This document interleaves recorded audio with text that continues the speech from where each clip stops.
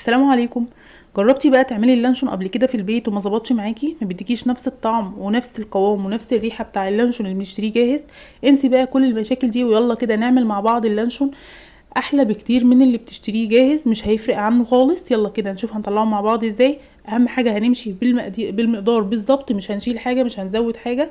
عندي هنا 6 حبات من البيض، هنستخدم لهم 6 قطع كده من الجبنه المثلثات، 6 معالق كبار من الدقيق، معلقتين كبار من النشا، وعندي هنا نص كوبايه من الزيت، يفضل طبعا زيت نباتي ما يكونش ليه ريحه. عندي هنا بقى البهارات، معلقه توم باودر، معلقه بصل باودر، معلقه كبيره كده من مرقه اللحمه، ومعلقه بهار لحمه، وعندي هنا رشه ملح، وما نزودش الملح علشان المرقه بيبقى فيها نسبه من الملح. تمام. وعندي هنا لون طعام غذائي صحي. هننزل بقى كده كله في الكبه او في الخلاط وهنضربه ضرب ناعم، يعني هنفرمه فرم ناعم، هيبقى بالشكل اللي انت شايفاه ده. انا عايزه كده القوام كريمي مفيهوش اي تكتلات، عايزه كله يمتزج مع بعضه، واللون ده مناسب جدا وحلو جدا. عندي بقى هنا علبه من السمنه، هتدقي كده الحرف بتاعها علشان ما يبوظش اللانشون منك وانتي بتخرجيه منها. وكيس تلاجة بقى كده او كيس حراري، وهتنزلي في قلب علبه السمنه. تمام. وهننزل بقى بالخليط اللي عملناه مع بعض. اهم حاجه هنمشي على المقدار مظبوط، مش هنشيل حاجه مش هنزود حاجه مش هننقص حاجه عشان يطلع معانا مظبوط جدا زي اللي بنشتريه جاهز بالظبط.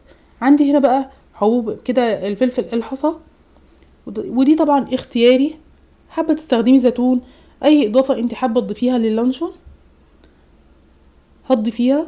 تمام. هنقفل بقى الكيس كويس جدا. بصراحة علبة السمنة ديت بتديكي نفس النتيجة اللي بتشتريه من بره بنفس الشكل. تراعي طبعا ان انت تسيبي كده مسافة علشان حجمه بيزيد شوية، اول ما بنسويه حجمه بيتضاعف وبيزيد شوية. تمام.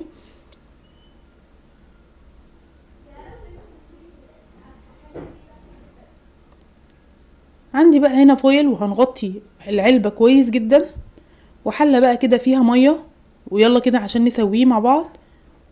وهترفعيه على النار بقى، بياخد من ساعة لساعة ونص، انا هنا خد معايا ساعة وربع. هتطلعيه كده بعد ساعة وهتنزلي بيه في خلة، لو طلع فيها لسه معجون او لسه سايل هتسيبيه شوية. وطبعا مش هتشيليه من علبة السمنة نهائي غير لما يبرد خالص علشان ما يتقطعش منك. تمام. وبعد ما يبرد بقى كويس جدا وتأكدت ان هو برد تماما، هتدخليه التلاجة، ومش هتخرجيه من التلاجة بقى اقل من 6 ساعات، يعني من 6 ساعات لليلة كاملة.